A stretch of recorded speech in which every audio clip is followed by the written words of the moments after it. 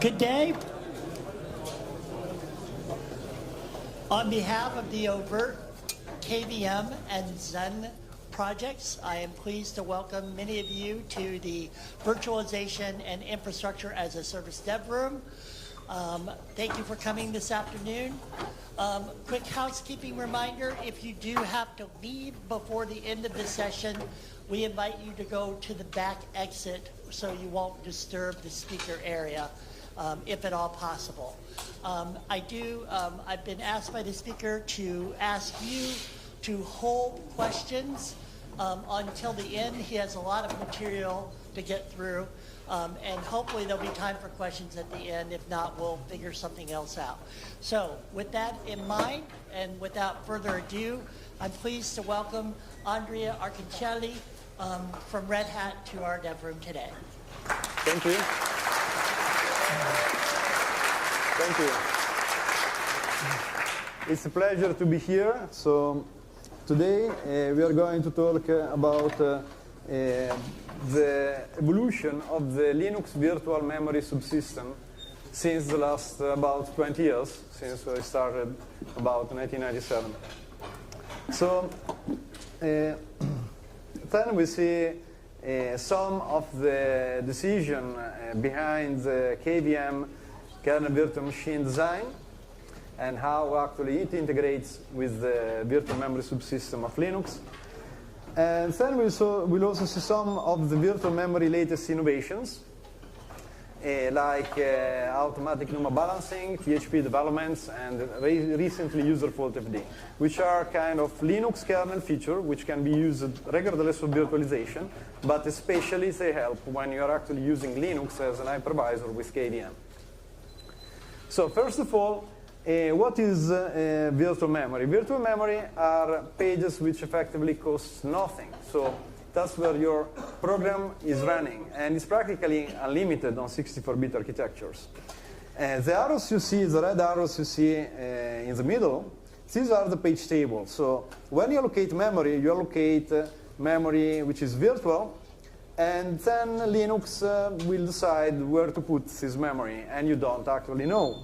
So the memory at the bottom instead is physical pages. These cost money. These are actually the DIMMs you put on your computer on the servers.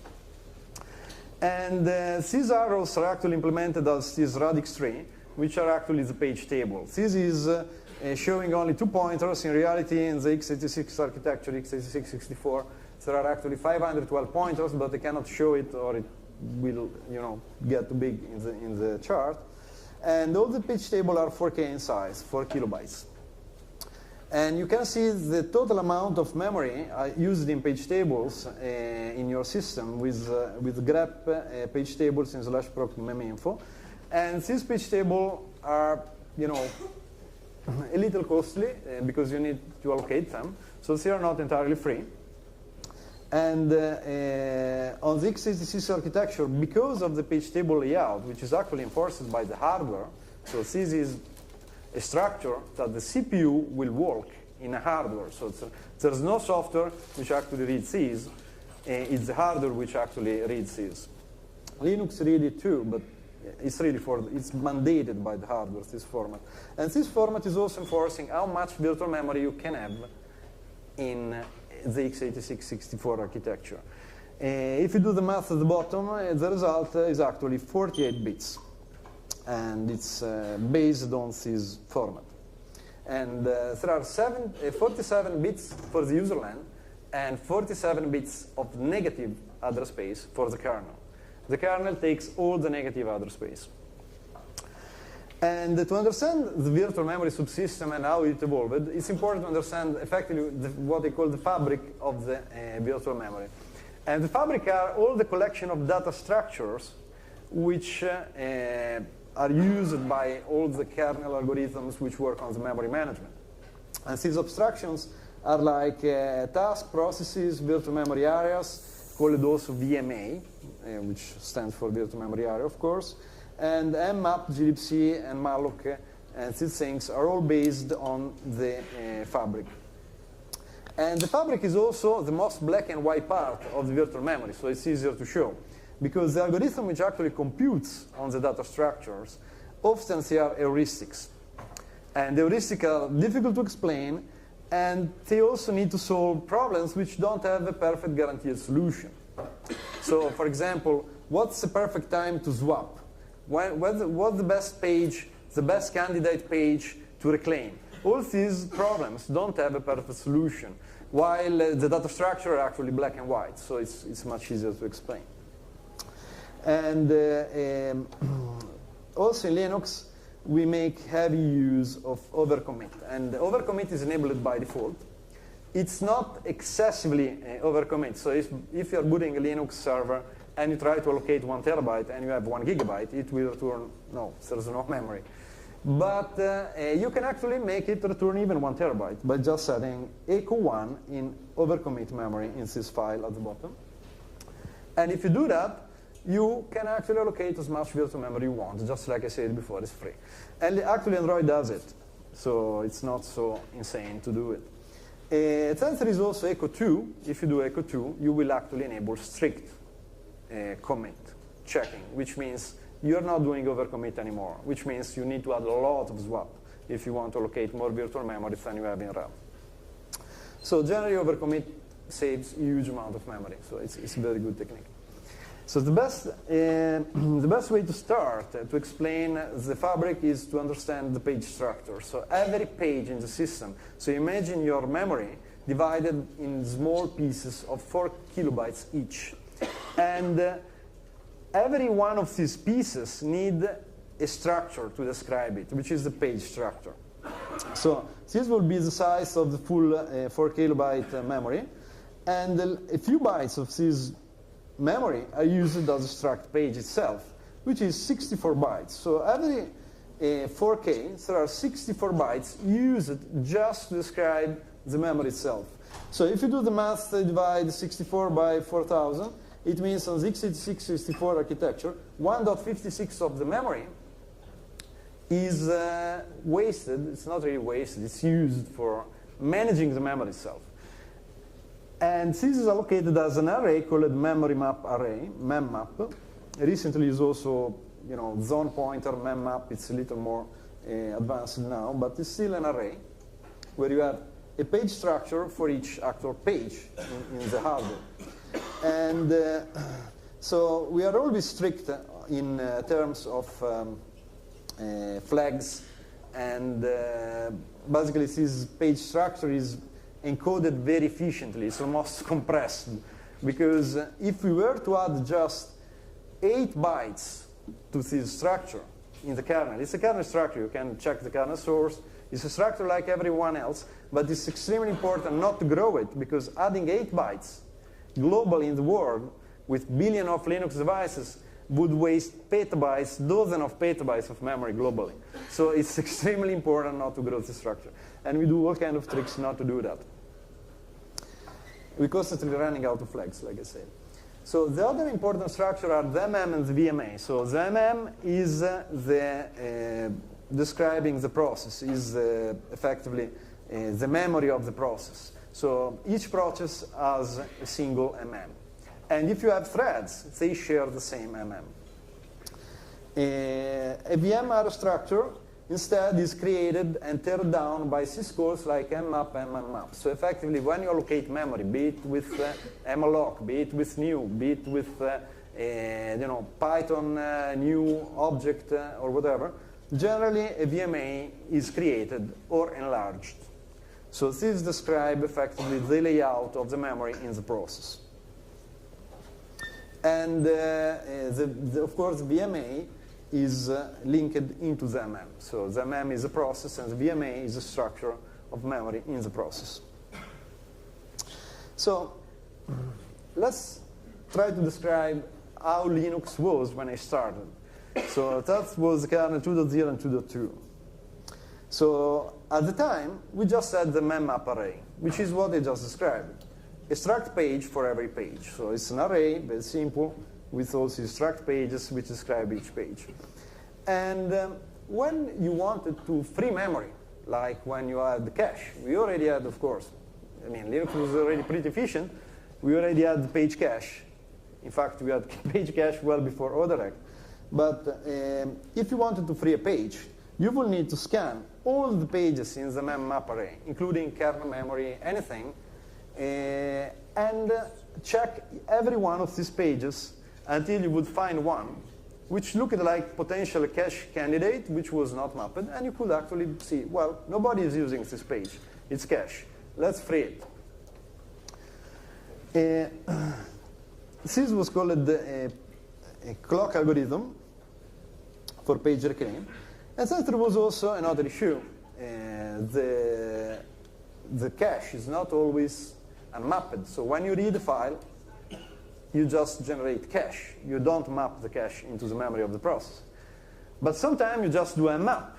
And for example, all the executable in Linux are some cache which gets mapped.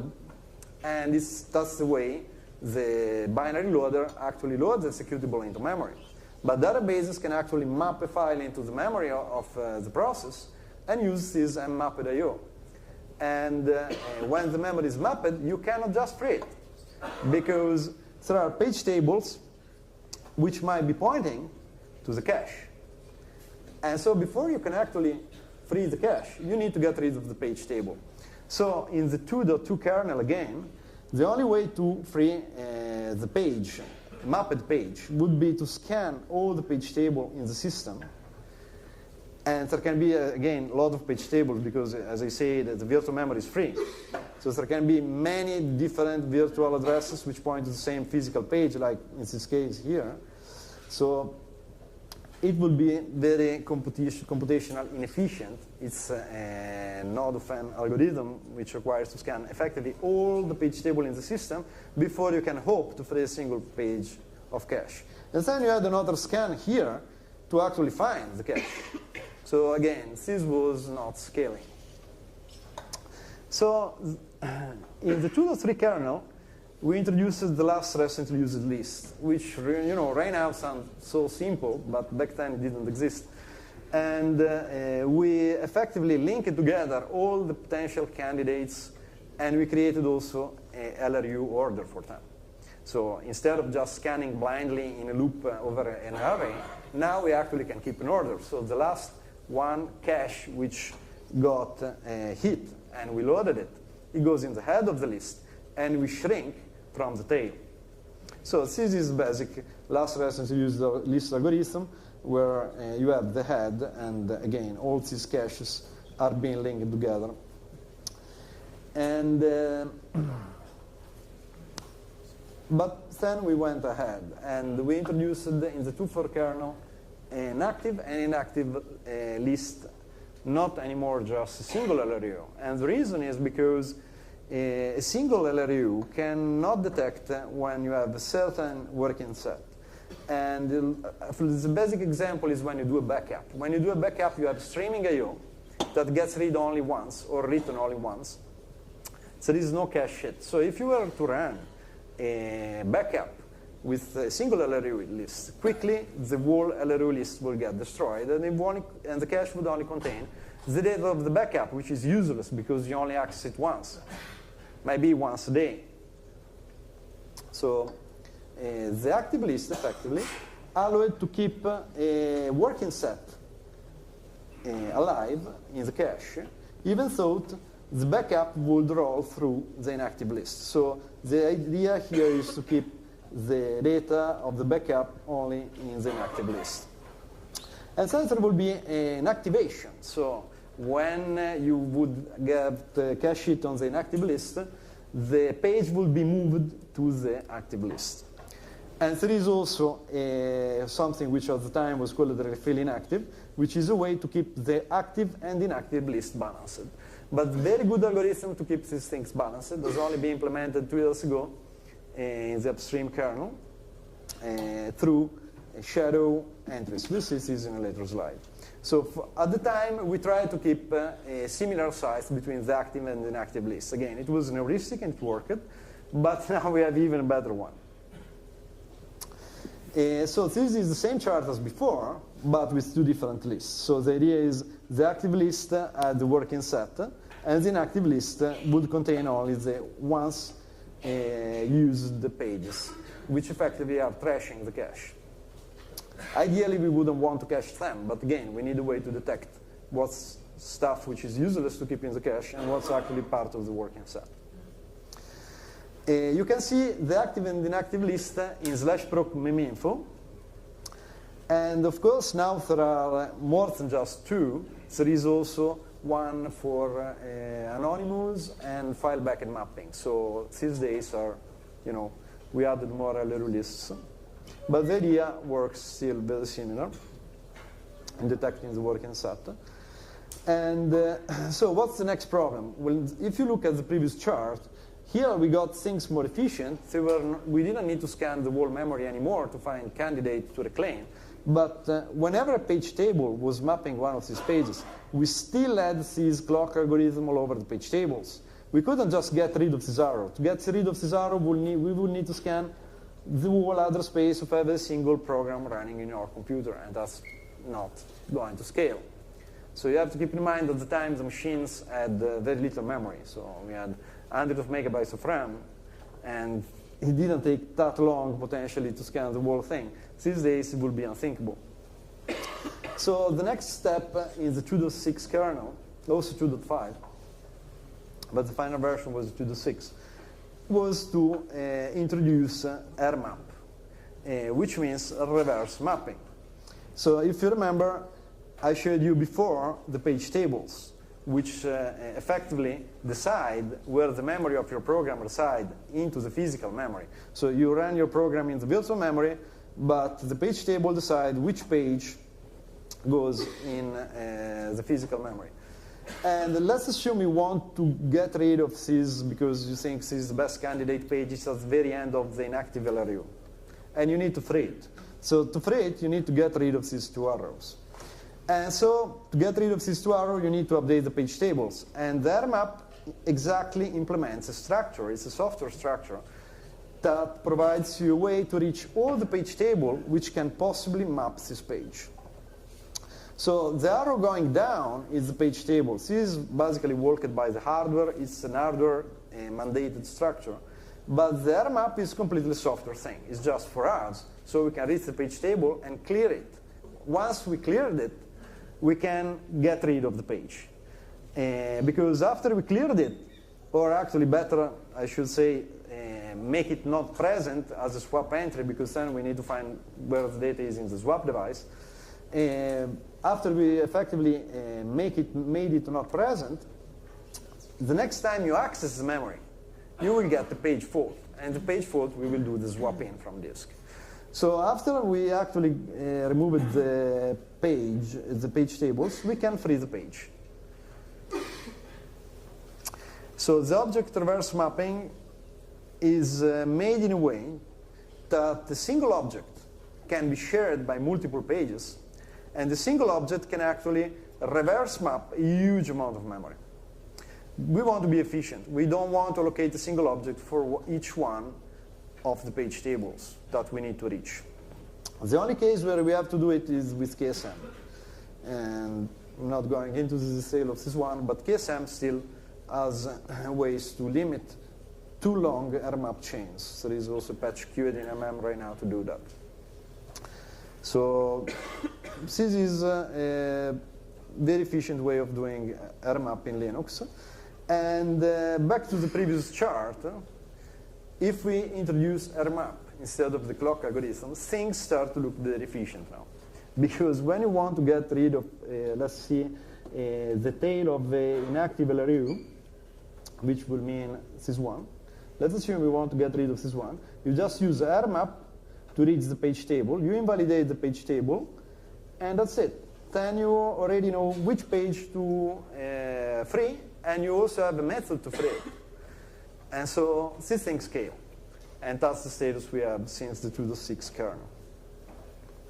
So since actually no, 2.6 30-something, we got, over time, introduced this new way of detecting the working set of the process. And the way to detect the working set effectively consists in storing inactive age and keeping track of something called an inactive age And the idea is effectively to be able to say, for example, this is the active list and this is the inactive list. What if we would shrink 2 pages from the active list here? So there will be enough space to cache the whole thing, including A, B, which currently don't fit.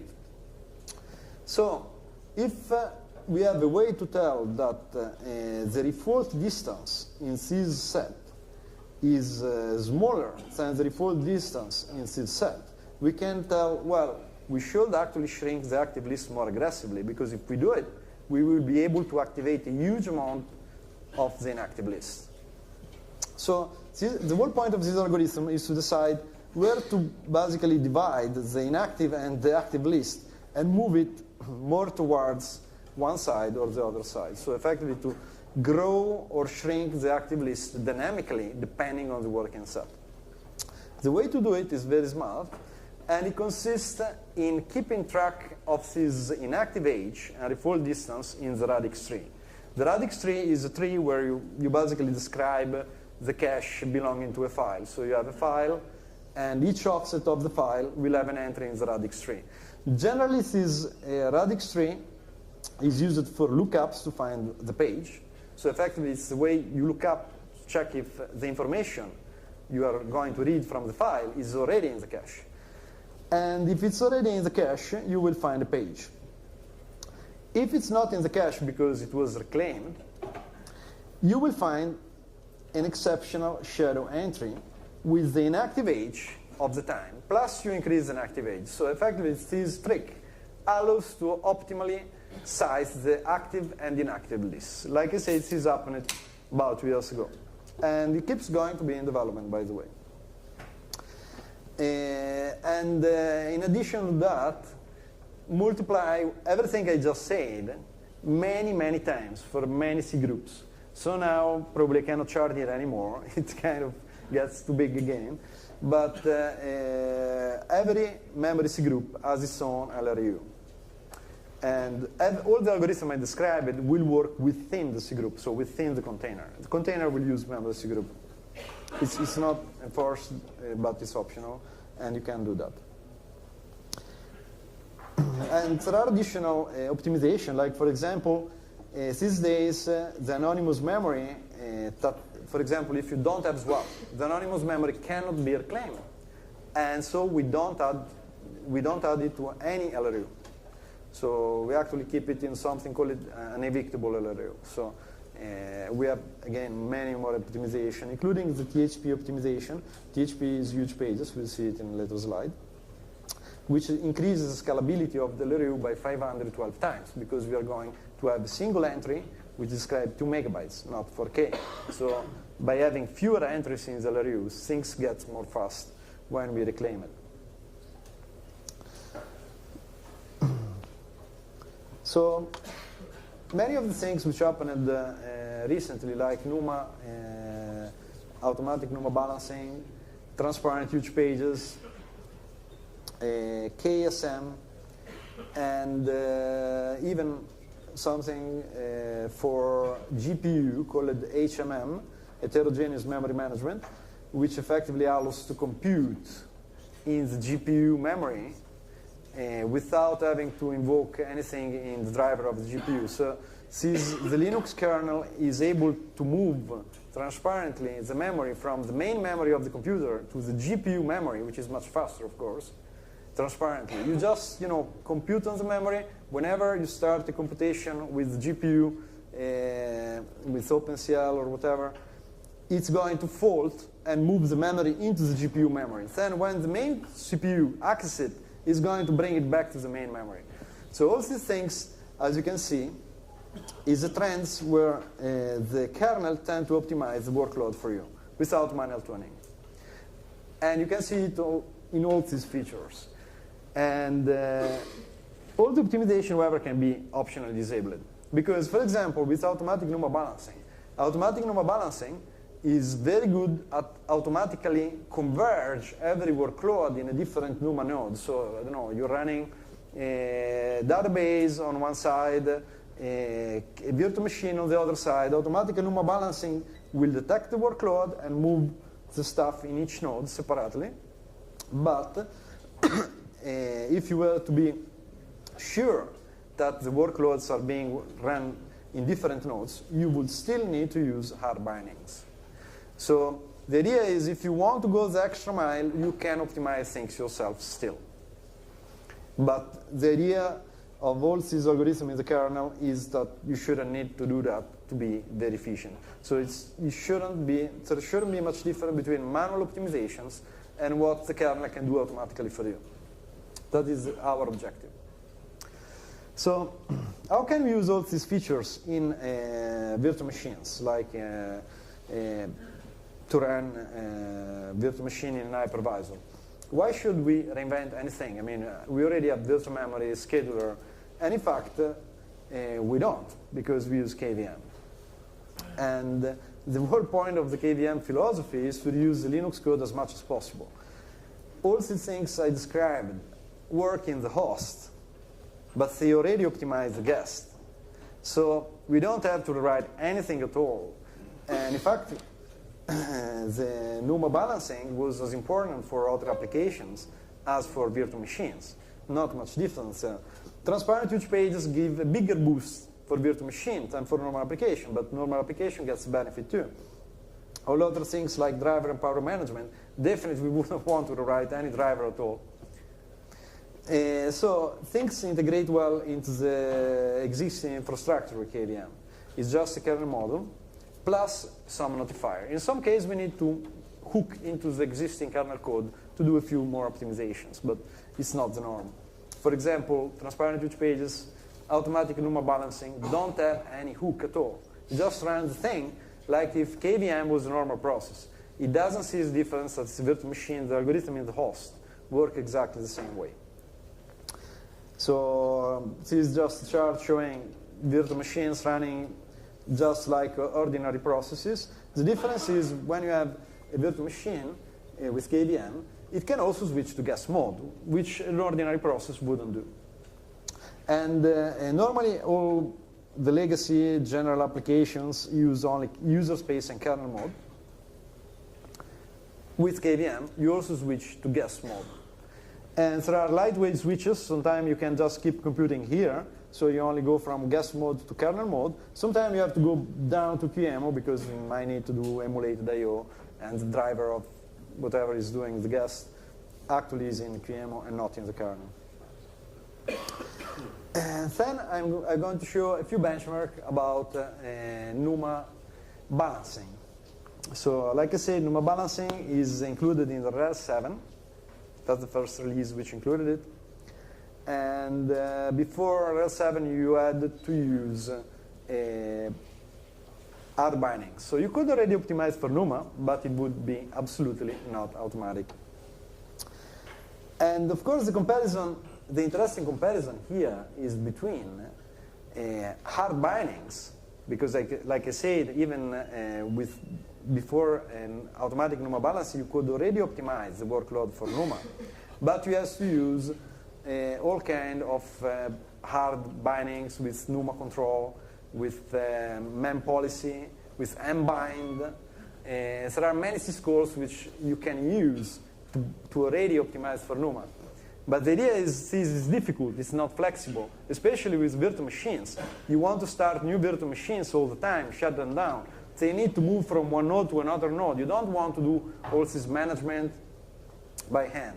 In fact, we also implemented something called NUMA-D, which uses the hard bindings, but it does it for you. So as an administrator, you don't have to do all this binding and management of where to run the workload, in which NUMA node to run the workload. And keep in mind, every server with 2 sockets today is a NUMA machine. So if you want to run optimal, you will need to do this stuff without automatic NUMA balancing or without NUMA-D. So our idea is you should perform automatic NUMA balancing almost as fast as an optimal hard placement. And as you can see, the blue line is the hard binding, it's the fastest. And the red line is automatic NUMA balancing. So the kernel intelligence in the VM effectively figuring out the best way to run the workload where to put the memory, where to put the process in the CPU. And the yellow, or orange, I don't know how it looks there, but is just a standard without automatic NUMA balancing, like with basic, it already had, I mean, Linux always had some NUMA bias, but it was very short-lived. So it kind of worked for GCC, which allocates the memory, uses it, and frees it. Then Linux was already kind of okay before automatic NUMA balancing. But for all long-lived allocation, like virtual machine, you start it once, and it keeps running potentially for 1 year. And for that, Linux was not optimal before automatic NUMA balancing. And as you can see, at the very top of the line, hard bindings still give a little bit of a hedge. So it's worth it for very complex workloads, but especially in smaller systems. So if you would use only a more limited number of nodes and instances of the database, the performance is almost identical. So this is a very good result. And that's why, of course, automatic NUMA balancing is enabled by default in RL7. So something important here.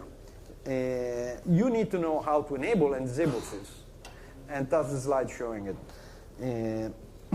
First of all, NUMA control -- hardware shows you if your hardware where you're running your software is NUMA or not NUMA. So if it's not NUMA, it will complain. If it shows the layout, it means you're running on a NUMA system.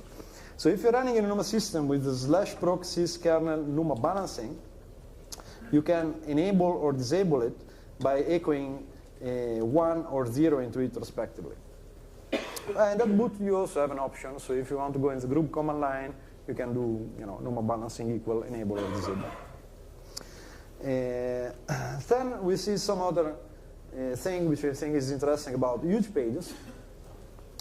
Huge pages is a relatively recent feature. It's not so recent, but it got a lot of development recently.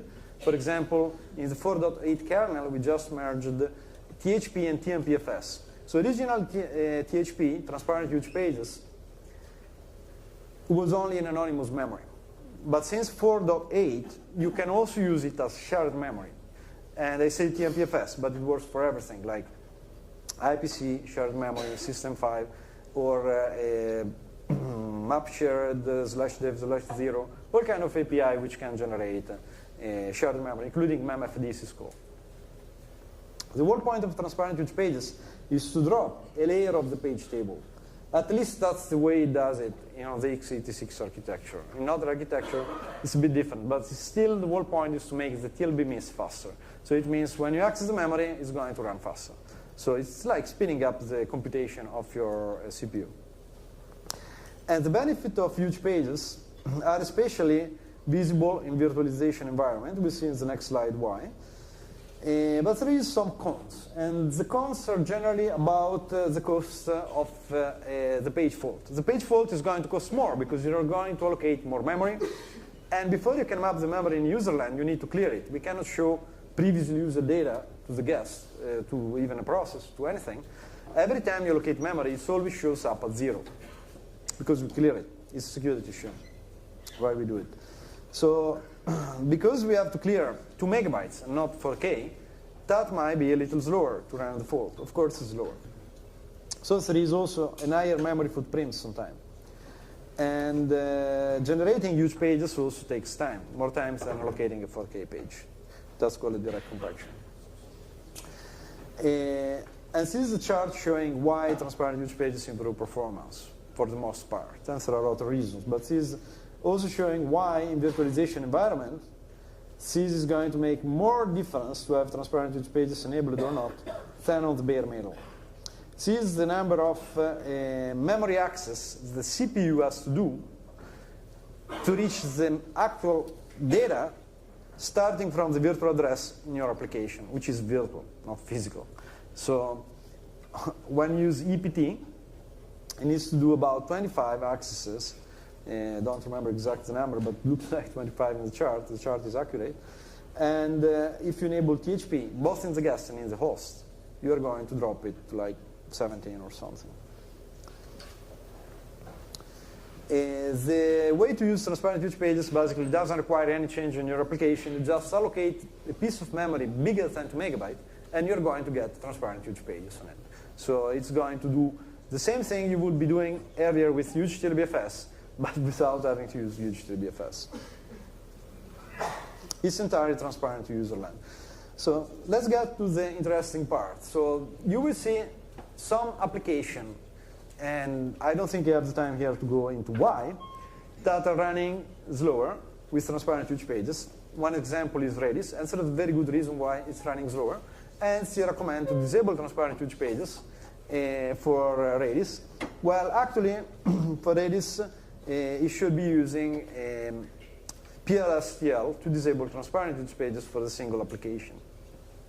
And generally, in most cases, so Redis is really a case where it makes sense to disable transparent huge pages, but in all the other cases, it generally does not make sense. The only thing which makes sense, which is actually the new default, and I'm not sure if I fully agree with the new default, I prefer always, but still, if you have any slowdown, the idea is you should not disable transparent huge pages, which practically never slow down performance, but you should disable direct compaction. Because the only thing which is costly is generation of the page. Actually, the clear page is pretty fast. 2 megabytes actually fit in the CPU cache. It's not so bad. So the idea is if you have regressions, before you try to do from always to M-advise in the actual main knob, so in the main transparent huge pages enabled, which is really turning off the feature, first you should do from always to M-advise into transparent huge pages defrag. Defrag is effectively only controlling how aggressively and how much CPU time you're going to invest to create a huge page. And it depends on the workload, what is better. If the allocation is long-lived, it's always better to do always. Even if it takes time to generate the page, then you're going to use it for a long time and it's going to run much faster. If the allocation is very short-lived, it might be faster to use 4K pages and not spend the time to create a huge page, because you're going to free it immediately. And unless you compute a lot on the page, you're not going to get much benefit from having dropped this layer of page table and using the huge TLB. So the last thing, and I have 3 minutes for this one, is memory externalization. Memory externalization is a concept where you effectively put memory where you are computing in a different computer. So it's not swapping, it's literally giving up the memory to somebody else while the program is running. And when the program is running and it's accessing the memory you drop it from your computer, in theory you should do what they call user fault, and the user fault will bring the memory back into your local memory so you can keep the computation. And post-copy migration is a subset of this idea. Post-copy migration effectively allows to run a virtual machine in a destination node while the memory still resides on the source. So I implemented this user fault syscall, which is used in the QEMU current post-copy migration implementation, which is already in QEMU upstream. If you check Git upstream of QEMU, it's already available. And the user fault of this syscall is also available in the RHEL 7.2, and it's possible to do the post-copy migration in the latest RHEL 7 as an option. So the user fault latency is similar to something, you can imagine it like swap, and this is a chart showing during post-copy migration what's the time it takes for the guest to access the remote memory. And again, it's not very different from swapping. We are talking about 17 milliseconds. And this is on, of course, on a 10 gigabit Ethernet, so it's not even the fastest possible. And you might be asking yourself, why sometimes it takes so little? Well, because there is also background transfer. I mean, it's not like you're waiting to hit memory which is missing. In the meantime, while the guest computing the destination node, you just keep sending all the memory in background. And sometimes the memory is coming while the user fault happens, and you don't have to transfer it. You find it's already there. So it's like a false positive fault. And it's getting computed immediately, like in less than 1 millisecond. And it's also frequent because we do read RAM. When we get a user fault, we tell the background transfer to keep sending from that address, from that piece of memory, because it's very likely that the moment the destination guest is waking up again, the vCPU in the destination returns running, it will touch a piece of memory which is very close to the one which triggers the first fault. So we have all kinds of optimization to maximize this arrow. Of course, we like the fact FOSDEM is fast. And this is a chart showing a comparison between pre-copy and this is the performance database. So this is before, it's like 3 different runs. Before the test, before the live migration, and after the live migration. So you see pre-copy as a regression in performance for the whole duration of pre-copy. And this is actually post-copy live migration. And this is going to be the last slide because I'm running out of time. But you can see post-copy live migration brings the performance back very fast, and especially it can finish the live migration, which the previous case didn't. So that's all, and if you have questions, I think we ran out of time. We are going to do it at the obvious both, I think. Thank you very much.